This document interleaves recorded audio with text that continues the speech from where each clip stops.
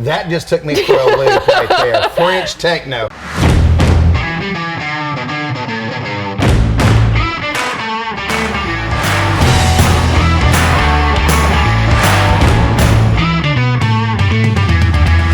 Hey guys, Sonny Farmer here with Mountain Motorsports. Welcome to the Pit Box. This is the show where we go behind the scenes and meet the team members, the ones that are making it happen, the ones in the trenches. And I am sitting here with Victoria. Victoria, welcome to the Pit Box. If you would, state your full name. Victoria Cook.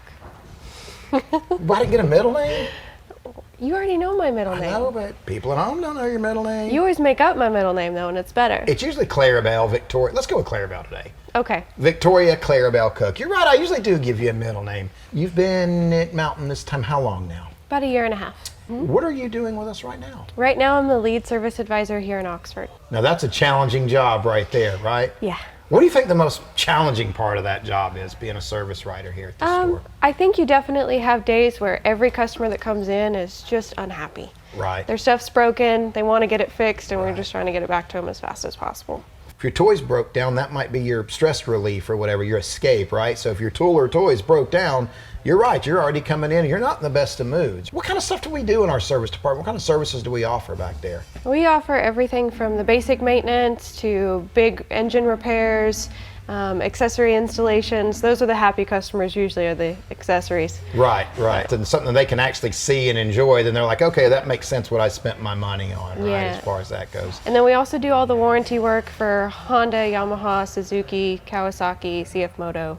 So you guys stay pretty busy. And how many technicians do we have at this store back there? Two. Two technicians, and you guys have two service writers right now? Yes. So that gets to be cranking. What's the busiest time of year at this store? I would say the end of the summer and then the beginning of the summer when everybody's wanting to get back out and riding. Right, right. That makes sense. People are getting out wanting to have fun. Yeah. Now, I know you're a girl of many talents, right? I have the benefit of knowing you, and you can do a lot of things. But what do you like to do when you're not at work? What are some of your talents? I do a lot of painting and crafts. Right now I'm doing a lot of quilting. Now, what got you into like painting and things like that? Like what? Just grew up with it. My mom owned a ceramic painting studio and glass fusing shop, so grew up doing all that kind of stuff with her. And just kept interested in the arts and crafts part of it and had a knack for it. I know you've done a good bit of drawing and things like that. You even did some tattoos for a while, didn't you? Yeah, I did. Yeah. Tell me about that. What was that like? I didn't get very far, mostly just apprenticeship. Right. And during that, I stopped doing that because unpaid apprenticeships are not the way I wanted to go. Right, right. You can put a lot of time in there and not got a lot of return on the investment. Loved the art, but hard spot to get into. It really is. Let me ask you this. What kind of stuff are you painting? Like, what type of subject matter do you think you have the most fun with? I do a lot of landscape. I worked for the Forest Service for a little while and did a lot of traveling the country, so that's been really my focus, is landscapes. Well, you've seen a lot of different places. Where are you from originally? California. And I know you like to hike and stuff like that too, because you and I Yes. got in a conversation one time about hiking and mountain bikes and things like that. You're a nature girl. Yeah. And that's totally okay.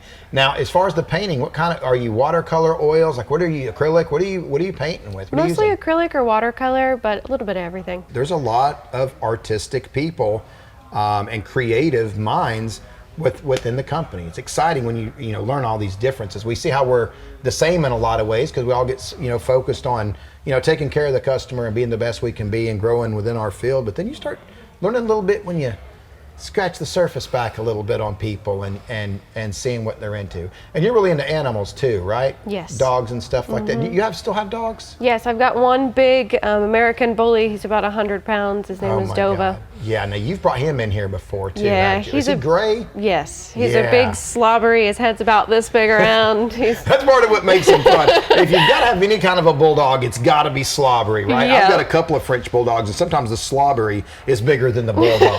That's about all that they're good at, Yep. as far as that goes. What would you say the most fun part about your job back there as a service writer is? I would say getting stuff back to people, or when you get especially the kids, when they come in and they're really excited about whatever toy they're getting. Right. Those are the fun ones. Oh, They yeah. get really excited. You get to see all the family. There's the exciting part right there. What just happened with that bell and all that yelling and all that? Well, that was the most exciting part. Somebody's getting a new toy. Somebody buys a machine, we're ringing the bell, we're making the announcement, everybody gets into it.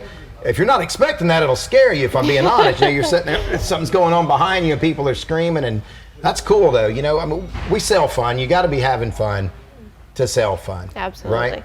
What does a typical day look like in the service drive for you? You come into work, and what do you do throughout the day? Like, what does a service writer do with us? As a normal service writer, it's a lot of phone calls, checking customers in, doing walkarounds on their unit, making sure that we're not missing anything right off the bat. Of course, there's some cleanup and some not so fun parts of the job, but mostly it's calling customers, keeping them updated on their stuff, making repair orders so that the technicians know what they're doing. We do all the communicating between our technicians and our customers so that everybody stays well informed and happy. So you're kind of like the liaison, if you will, in between those two things, right? Yeah. How do you like Alabama as a whole, like living out in this area? I know it's very different from where you're from. It is different. It's beautiful, though. People are nice. It's a good place to be. Now, I know that you like music a lot, and a lot of different kinds of music. What have you been listening to lately? What's the latest and greatest with Victoria's playlist here, if you will? I've been listening to a lot of French techno music lately, which is really weird, but it's really cool.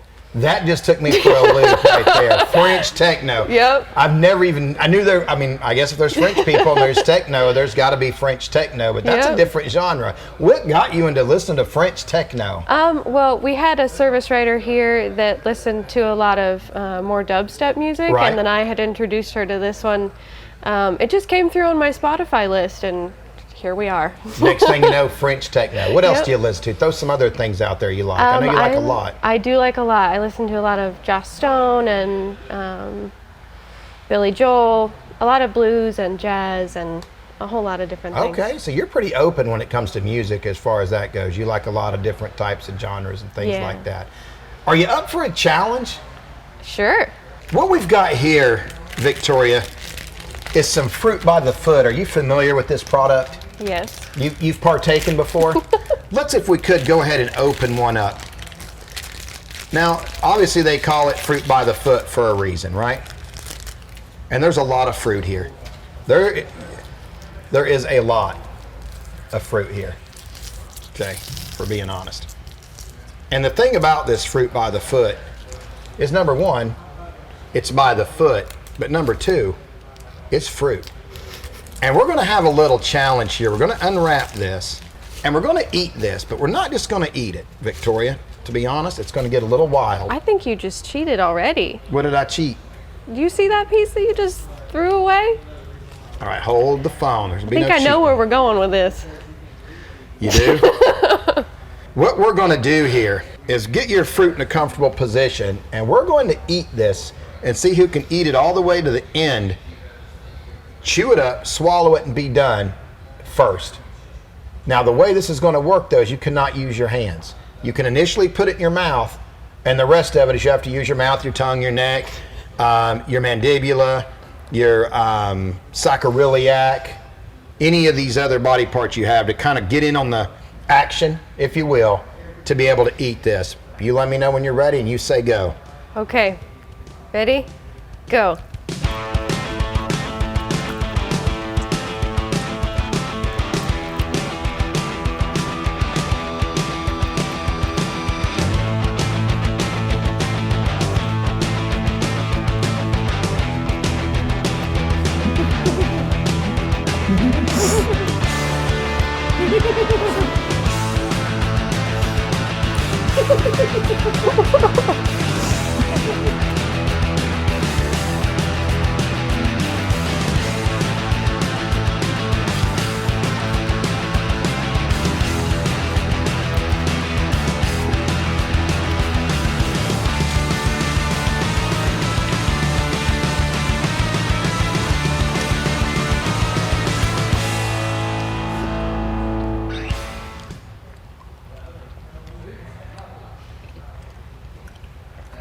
I think I just won. Did you swallow that? I did. You are a fruit monster. I have been defeated. Two things are happening to me right now. First thing is, I've got a situation going on in my esophagus I can't really quite describe medically.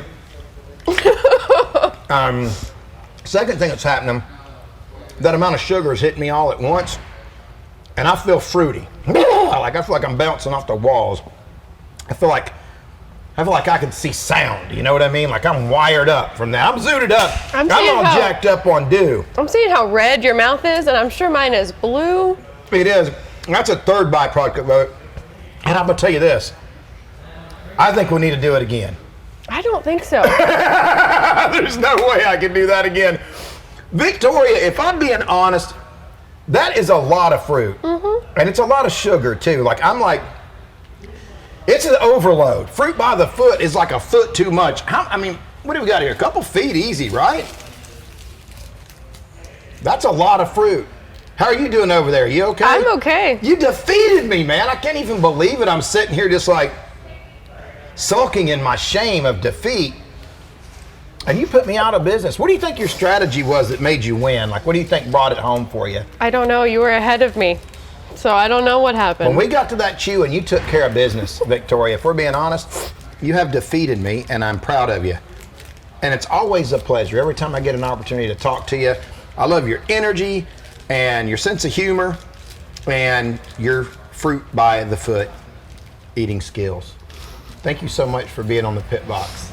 Thank you, Sonny. I appreciate you.